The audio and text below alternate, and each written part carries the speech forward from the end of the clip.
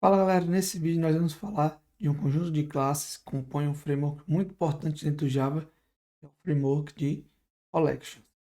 Para isso nós vamos ver os seguintes tópicos. Inicialmente eu vou fazer uma breve introdução sobre o framework Collection, como ele surgiu. Depois eu vou falar da principal interface desse framework, que é a interface chamada Collection. E aí eu vou falar de outras interfaces importantes desse framework, como Set, List e Map. Vamos lá.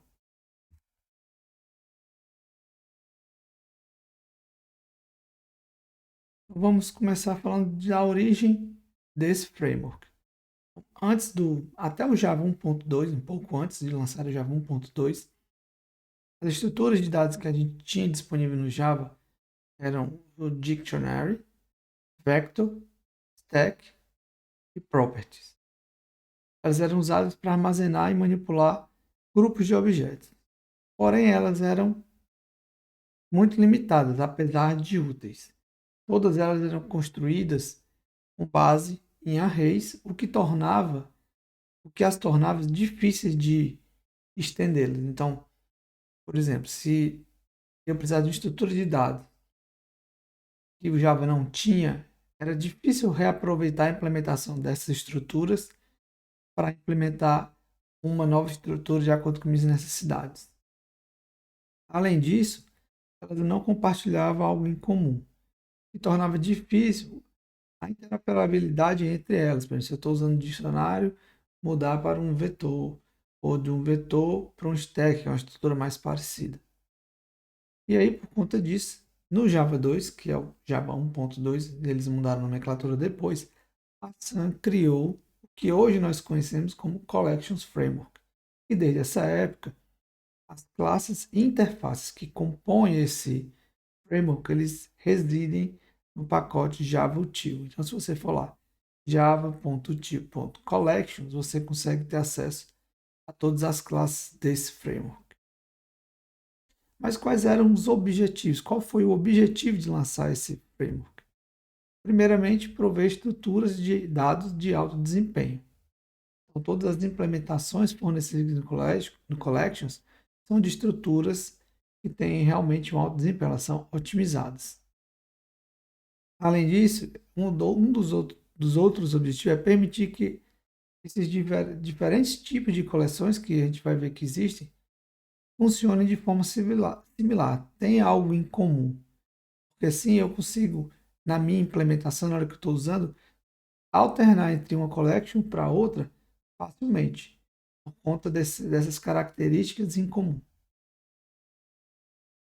Outra coisa, como eu falei anteriormente, é a questão de adaptar e customizar, porque é óbvio que o Framework Collection ele não contém todas as estruturas de dados conhecidas na computação.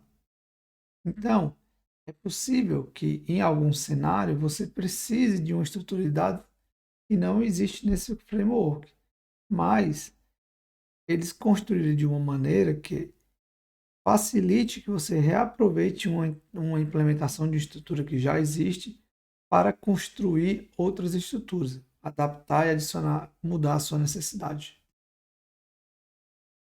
E dentro desse contexto, o que é uma collection? Simplesmente um objeto que representa um grupo de objetos, por exemplo, um vetor. E o Framework Collection é algo mais global, uma arquitetura unificada para representar e manipular coleções, ou seja, esses objetos que representam um grupo de objetos. E a ideia é que você manipule e represente de forma independente da implementação. Então,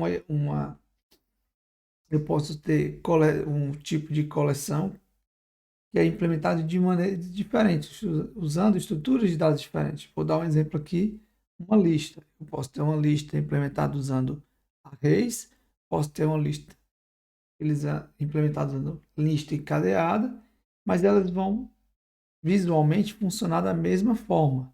Elas vão ser representadas lá no código da mesma forma. Porém, internamente, elas funcionam de forma diferente. Um array tem suas características e a lista encadeada tem as características dela também. E quais são as vantagens desse framework? Então, Primeiramente, ele reduz o esforço de programação. Aqui eu já tenho as estruturas dadas lá prontas, eu não preciso implementá-las manualmente, ou criar do zero e passar todos os problemas que você pode passar ao construir uma estrutura ou um algoritmo do início. Ele já está pronto, é só pegar e usar. Ela também aumenta o desempenho, já que essas estruturas de dados, esses algoritmos, são implementados visando a performance. Então, eles têm um alto desempenho e você pode, inclusive, trocar e intercambiar entre essas estruturas e os algoritmos continuam funcionando sem você se preocupar em mantendo alto desempenho. Então, acaba reduzindo o esforço para aprender outras APIs, porque antes disso era possível que você precisasse aprender uma API de terceiros por conta de uma estrutura dessa que você queria usar. Se você quisesse usar uma outra estrutura, talvez você fosse usar uma outra biblioteca. Então você tinha que aprender diversas APIs. E aqui não, você foca na API de collection, ela te dá várias estruturas. Da mesma forma que você poderia optar por construir uma collection, você tinha que gastar tempo projetando, implementando toda a API da sua coleção. Aqui também por já existir o framework, você não precisa passar por isso. E, além disso, como ela é implementada visando interface, ela facilita o reuso de código. Então, muitas vezes você vai trocar de uma estrutura para outra e você basicamente não muda quase nada no código por conta disso. Ela foi construída já pensando nesse cenário de reuso. Mas o que é o Collections Framework? Então, o Collections Framework é um conjunto de interfaces que descreve os tipos de coleções. A gente vai ter a interface principal, collection, então a gente tem a interface set, tem a interface list, tem a interface map. Ele também tem implementações dessas interfaces de caráter gerais. Ele manteve estruturas de dados legadas, antigas, vindo de antes do framework. Então você encontra lá o vector e o hash table. Provavelmente essa decisão foi tomada para manter a retrocompatibilidade com versões mais antigas do Java, de forma que a pessoa possa atualizar a Java Runtime, o ambiente de execução, atualizando com as novas funcionalidades da máquina virtual Java, sem que ele quebre código antigo legado que ainda era baseado nessas estruturas. Então, elas estão lá, mas vocês não devem usar nem vector, nem hashtable, nem stack. Vai ver depois mais à frente. Ela também possui algumas implementações mais específicas, por exemplo, implementações voltadas para a programação concorrente, então tem várias estruturas, por isso estou citando aqui de forma destacada e separado. E ela também fornece alguns algoritmos prontos, normalmente em forma de métodos estáticos, você pode aplicar nas suas coleções, por exemplo, métodos para ordenar uma coleção. E essa aqui é a hierarquia principal do framework. Na verdade, existem mais interfaces que estão em azul aí, mas existem mais interfaces aí no meio e mais classes também, incluindo classes abstratas e outras coisas mais. Mas essas são as principais entidades que você tem que conhecer, as principais interfaces e as principais classes. Eu queria destacar aqui, por exemplo, a interface Map. Ela é a única que não estende de collection. Então, ela não é exatamente uma collection, pensando no tipo, mas ela é considerada parte do framework. Então, sempre que você for procurar material, você vai ver que eles incluem o map e as classes que implementam essa interface como membro do framework collection. Então, a principal interface que nós temos aqui é a interface chamada collection, que vai ver que ela define uma série de métodos. Então, todo mundo que está nessa hierarquia de collections vai implementar, então isso garante boa parte de conjunto de métodos comum entre todas elas. Ela estende da interface iterable, a gente vai ver onde é que se interfere. E aí a gente já começa a ver aqui, por exemplo, a interface list, ela tem algumas implementações, como a relist, o linked list, a interface queue, que é usada para implementar filas e pilhas, ela tem uma fila de prioridade, uma priority queue ali. Tem uma outra lá embaixo que implementa the queue, que é uma outra interface. E temos os sets lá, que a gente tem um hash set, o linked hash set e o tree set. Então, Essa é uma visão geral, a gente vai falar agora da interface collection, que é a mais importante, depois vamos focar em outras interfaces importantes como set, list e map. Então vamos começar pela interface collection, que é a principal interface desse framework. Então, essa é a cara da interface, na verdade ela tem mais métodos do que esses, mas eu vou destacar alguns dos mais usados, mais importantes, vamos dizer assim. E essa interface ela representa um grupo de objetos e seus elementos. Lembra que toda collection é um grupo de objetos. Então, se eu uso no código, como eu estou mostrando aqui, collection C, uma collection que eu estou chamando aqui de C, e é uma collection de string, eu estou usando para passar ela de uma forma mais genérica. Porque dessa forma, ela pode ser uma lista, pode ser um list, pode ser um set, pode ser um queue. Então, você está passando ela de forma mais genérica possível. E toda collection ela possui construtores conversores, que não dá para ver aqui na interface, mas são construtores que permitem converter uma collection em outra. Então, por exemplo, nesse caso aqui, eu tenho uma collection que eu estou chamando de C, que ela pode ser de qualquer um dos tipos da hierarquia. Mas, se eu quiser converter ela para uma lista, eu faço dessa forma. Eu declaro uma lista, e na hora de criar uma implementação da lista, que nesse caso eu escolhi o ArrayList, basta eu passar a collection no construtor. E aí todos os elementos que vão estar nessa coleção vão estar nessa nova coleção que você criou, que é uma ArrayList, no caso, que é uma lista. Aqui, essa terceira linha faz a mesma coisa imediatamente acima. A única diferença é que eu não preciso declarar o tipo string do lado direito após o operador de assignment, porque no Java 7 você não precisa dessa redundância. Quem usa antes do Java 6 a partir do 6 para baixo, você tem que declarar das duas pontas os tipos, mas se você estiver usando Java 7 não precisa. E aqui um outro exemplo, convertendo essa mesma coleção, em vez de converter para uma lista, estou convertendo para um set. E funciona da mesma forma, a mesma ideia aqui da versão do Java. Você não precisa declarar o tipo. Não precisa declarar o tipo do lado direito. Então, alguns métodos aqui bastante utilizados, os mais comuns. E aí, o que é legal é porque ela vai definir isso e todas as outras collections vão ter esses métodos. Então, se você quiser adicionar um elemento, você chama o método add, e você pode adicionar num conjunto, pode adicionar numa lista, o remove da mesma forma, o size para saber o tamanho da coleção, o exempt para saber se a coleção está vazia ou não, o iterate a gente vai ver mais à frente, o contains que pergunta se um objeto está dentro daquela coleção ou não. Então todas as interfaces, todas as implementações de collections vão ter esses métodos. Então isso já garante uma série de comportamentos em comum entre elas. E aqui temos o método stream, estou destacando aqui que ele é do método default. Ele foi o principal responsável pela mudança no Java, na parte de interface, de permitir que uma interface tenha códigos, tenha métodos implementados. Antes disso, os métodos tinham que ser todos abstratos. Porém, eles precisaram adicionar essa funcionalidade e tinha que abranger todas as interfaces do collection para que essa funcionalidade funcionasse bem.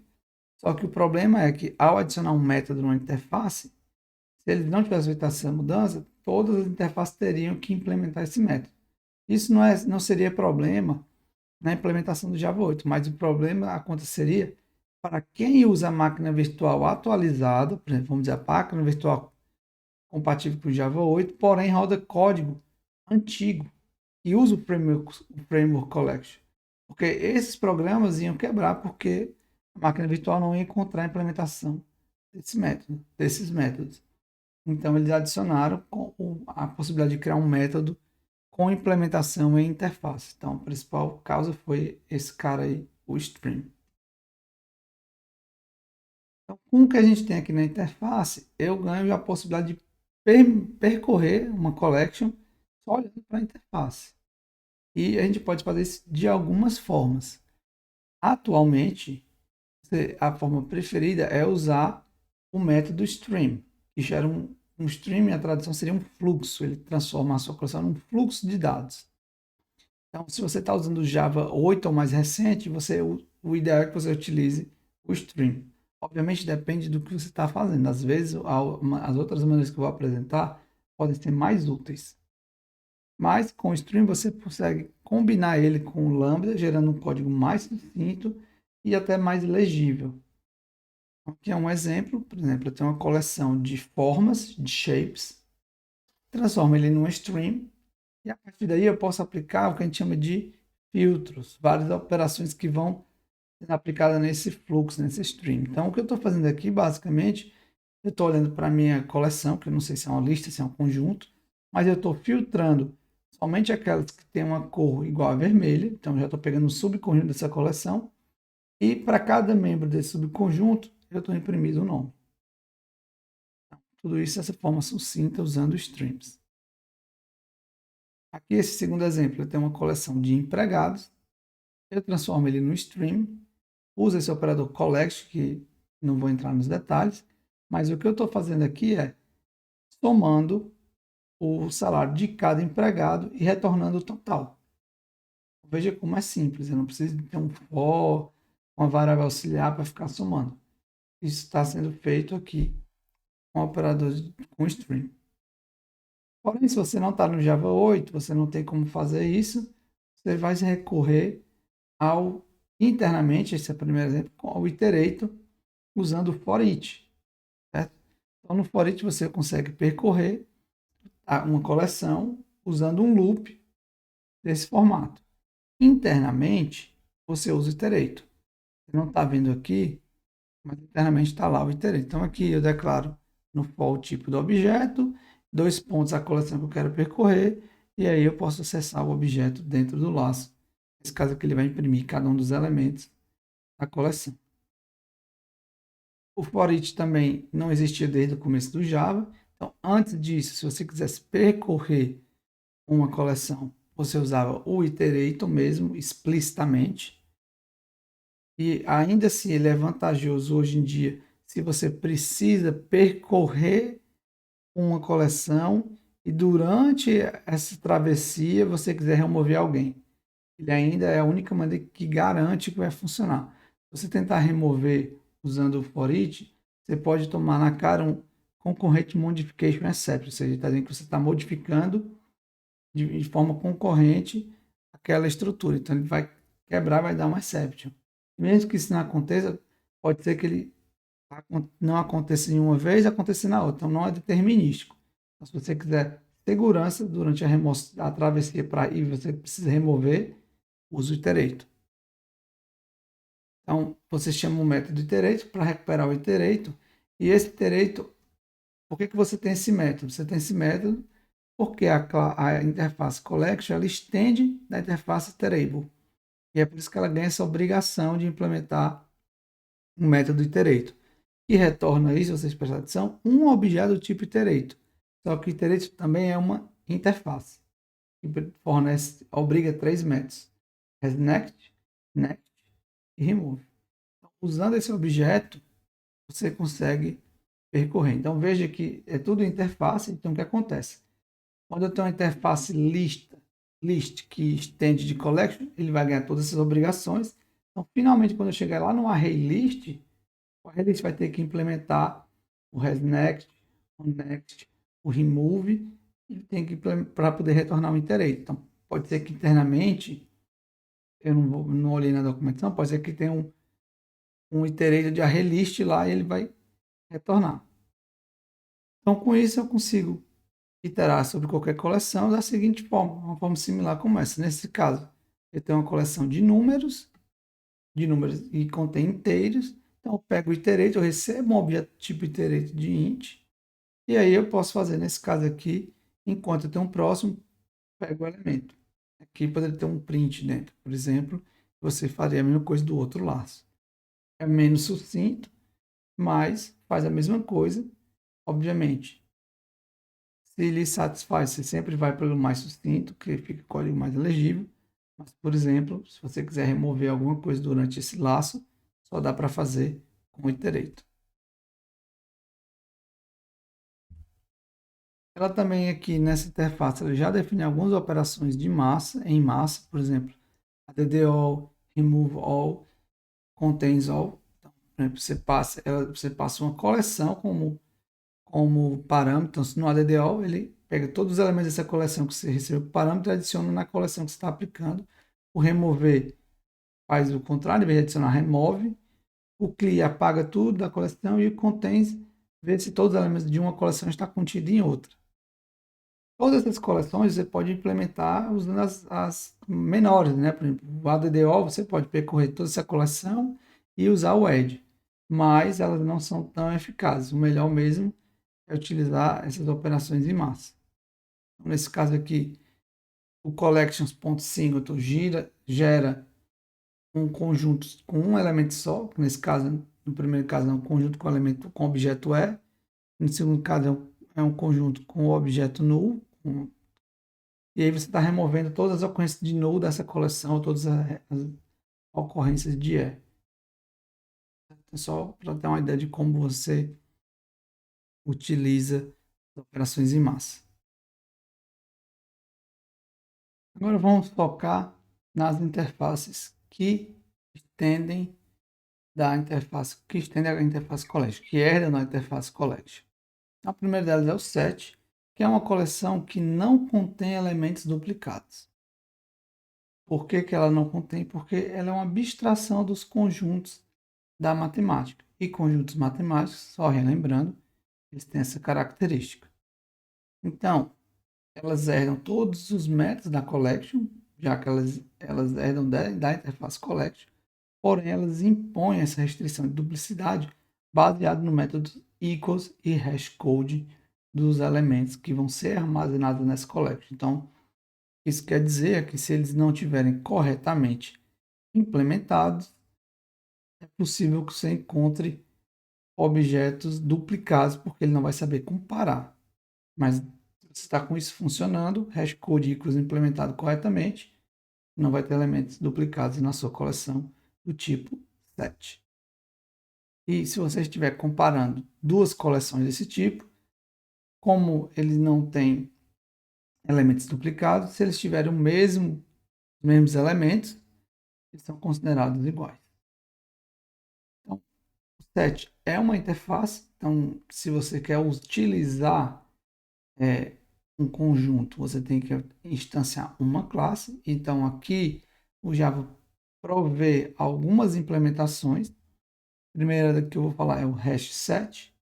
Então, é uma implementação do set que utiliza uma tabela de dispersão, que é uma estrutura de dados. Eu não vou entrar em detalhes aqui, é assunto para outra disciplina.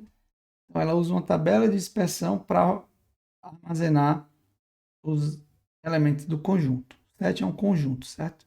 Então, dentre as implementações fornecidas para o Java, é a que tem melhor desempenho nos cenários mais gerais, porém, ela não garante a ordem de iteração. Então, se eu tenho um hash set e eu tento iterar entre os elementos, não é garantido que aquela ordem vai ser a mesma. Pode ser que um momento você itere e seja uma ordem, vamos supor, A, B, C. Pode ser que uma hora que venha o B primeiro, depois o A, depois o C. Então, você não tem garantia da ordem que você vai iterar. Se você precisa garantir essa ordem, você pode usar essa segunda implementação, que é um treeset, que ele implementa a interface sorted set, que é, ou seja, conjunto ordenado, e estende também de set. Ele é um set também. E diferentemente do hash set, o treeset usa uma árvore rubro-negra, que é uma estrutura de dados também conhecida na computação, para armazenar esses elementos. E com isso ela consegue ordenar os elementos se esses elementos implementam a interface comparable, e aí ele vai ter o método compareTo, ou se você passa um comparator quando vai criar o treeset. Dessa forma, ele também pode utilizar essa implementação de comparator para ordenar. Só que, para manter essa ordem, ele acaba perdendo desempenho. Ela é mais lenta que o hash set, por exemplo. E a gente ainda tem uma outra implementação, que é o Linked Hash Set. E aí ele combina aqui a tabela de dispersão do hash set com uma lista encadeada. E aí ele garante o que? A ordem de inserção. Então a ordem aqui é baseada na inserção. E como resultado ele também é um pouco mais custoso do hash set. Então você tem essas três opções e você vai escolher entre uma ou outra de acordo com a necessidade do seu problema. Então aqui é só para mostrar um exemplo da propriedade principal dos conjuntos.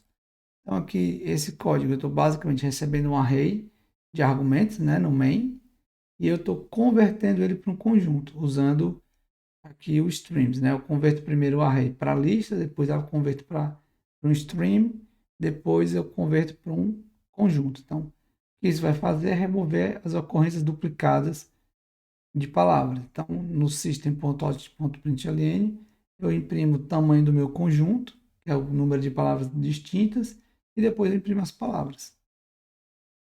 Nesse segundo exemplo, é a mesma implementação, porém sem usar streams. Então, eu crio um hash set, saio adicionando todos os elementos do array arrays no meu hash set. Como ele é um array, como ele é um hash set, ele não tem elementos duplicados, então no final ele só vai adicionar as distintas, então o resultado é o mesmo, exatamente a mesma implementação. Então, dado a entrada IK mais sol I left, K sol e left aparece só uma vez, porém I aparece 3 vezes. Então ele só vai contar uma. Então na saída eu vou ter o quê? 4 palavras distintas. E quais são as palavras? Left, came, sol e I. Simples assim. E uma característica interessante aqui das operações em massa em conjuntos é que elas são análogas às operações matemáticas. Então, se eu faço conjunto 1 contém os conjunto 2, a minha coisa está perguntando se o conjunto 2 é subconjunto do conjunto 1. Se eu faço conjunto 1 adiciona ao ADD ao conjunto 2, o que eu estou calculando aqui é a união entre esses dois conjuntos. Se eu faço S1 retain S2, eu estou calculando aqui a interseção entre esses dois conjuntos. E por último, se eu faço S1 remove S2, eu estou fazendo a diferença, conjunto 1 menos conjunto 2. Então, são propriedades, operações de massa pode ser muito interessantes, principalmente quando você está trabalhando com sets, com conjuntos. Agora nós vamos falar de outra interface que é bastante conhecida, você já deve ser mais familiar, porque eu já utilizei mais vezes, a interface list. E como é palavra muito parecida com o português, vocês imaginam já que tipo de estruturas eu tenho aqui. Então, o list são listas e é uma coleção ordenada. Então, a principal característica, ela tem uma ordem. E, diferentemente dos conjuntos, ela pode conter elementos duplicados. Novamente, a interface lista herda da interface collect, então ela tem todos esses métodos, porém, ela provê ainda acesso posicional, baseado no índice, lá como os arrays, eu tenho o get, que recebe o índice que você quer acessar, o set, o add, o addo, o remove, então, são métodos com acesso posicional, então são métodos extra que são definidos nessa interface list. Todas as implementações de list vão ter que implementar. Também fornece funções de busca, então eu posso buscar como tem elementos duplicados. Se eu usar o index of, ele vai me tornar o índice da primeira ocorrência de um objeto na minha coleção. Se eu quiser a última ocorrência, você usa o last index of. Isso aqui é importante porque eu tenho elementos duplicados. Se não tivesse elementos duplicados, eu não precisava ter esses dois métodos. Também te dá várias opções de métodos para calcular a sublista ou para recuperar um pedaço só da lista. E, diferentemente do set, se eu comparar duas listas, elas só vão ser iguais se eles tiverem todos os elementos iguais e eles têm que estar exatamente na mesma posição. Isso faz uma diferença na hora de comparar lista entre lista e conjuntos entre conjuntos. Da mesma forma que eu tenho algumas implementações de interface na interface com 7, eu tenho também algumas implementações da interface list já no framework. A mais utilizada é a ArrayList, que é a que possui o melhor desempenho, porém ela tem a inserção e exclusão em tempo linear. Não vou entrar em detalhes, mas eu quero dizer que quanto maior for a minha lista, mais lento é para você inserir ou excluir, porque por padrão ele sempre insere no final e remove no final. Porém, ela tem um acesso muito rápido a um elemento dado a posição. Diferentemente do linked list, que é uma outra implementação, ela tem um melhor desempenho em situações mais específicas. Então, normalmente você vai usar o ArrayList, porém a busca dela é muito lenta, não muito lenta, mas é lenta, porque ele tem que percorrer a lista toda. A gente já vamos mostrar a diferença. Porém, para inserir e excluir é muito rápido, principalmente quando você insere e remove no final. Aí sim é muito rápido. Se você quer inserir na posição específica, não. Mas se você insere no começo ou no final, é super rápido. É mais rápido que o ArrayList. Então, a ideia é mais ou menos essa. Quando eu tenho um ArrayList, eu tenho meus objetos indexados, né? E o ArrayList, o nome é ArrayList porque ele é construído com arrays comuns do Java. A diferença é que à medida que vai crescendo, eles vão realocando o array tudo internamente. Isso é transparente para você. Mas, por utilizar os arrays, eles têm uma propriedade interessante. Todos os elementos da minha coleção, eles estão armazenados na memória, eles são adjacentes um ao outro. Então, se eu quero acessar, por exemplo, se a minha coleção é de inteiro e eu tenho um ponteiro para o primeiro, eu quero acessar o segundo, basta eu somar uma operação, uma aritmética de vetor, o tamanho do inteiro no ponteiro para o meu primeiro elemento. Ele simplesmente vai fazer esse ponteiro apontar para o segundo. Por isso que o acesso a um elemento é muito rápido. Você faz uma operação simples de soma entre ponteiros, com o ponteiro e com o tamanho do objeto, e você já acessa o objeto. Então você não precisa percorrer a lista até a posição final, você só faz uma continha simples. Diferentemente do ArrayList. No ArrayList eu não tenho, apesar de eu ter a posição, como ele está organizado numa linked list, numa lista encadeada, esses objetos eles não estão necessariamente na memória em posição adjacente. Então você vai ter que ficar zanzando na memória para percorrer. Porém, ele já uma linked list ele tem um ponteiro para o primeiro e para o último. Então é muito fácil você adicionar o primeiro elemento na fila, porque você só troca o ponteiro de lugar. E o final também. Então, você vai fazer muitas inserções, principalmente no começo da lista ou no final, o linked list talvez seja o mais adequado para você. Mas, em geral, o que se utiliza é o ArrayList. Então, eu diria que se você está na dúvida, vai de ArrayList. E se por acaso aparecer um problema de performance, é fácil trocar para o linked list, desde que você esteja fazendo sua implementação baseada em interface. Sempre usar referências para interface. E aí você garante que o código fica genérico. Ainda que implementações da interface list, você tem um vector, a principal característica dele é que ele é thread safe, porém ele é deprecated, você não deve utilizar, como eu falei, está aí provavelmente só por conta da retrocompatibilidade, e a stack, que é a implementação de uma pilha, mas também não deve ser mais utilizado. Se você quiser utilizar uma pilha, você tem as classes que implementam a interface queuing. Você pode usar tanto ela como fila ou como pilha. E aí só um lembrete, sempre que você dá um add, na lista ele adiciona no final, e sempre que você remove, ele remove a primeira ocorrência do objeto. Um caractere que você lembrar aí que pode ser importante. Além disso, a maioria dos algoritmos disponíveis no Framework Collection, eles são aplicados em list. Então eu tenho um sort, que ele utiliza o algoritmo merge sort para ordenar. Eu tenho um shuffle, que embaralha a minha lista. Eu tenho um reverse, que inverte a ordem dos elementos na lista. Swap, que troca dois elementos de posição. Replace all, que substitui todas as ocorrências de um objeto na lista por outro. E tem uma busca binária também. Alguns algoritmos que você pode aplicar na lista que já estão implementados no framework. Mas existem outros também que eu não citei aqui. finalmente, a gente vai falar da última interface, que é a map.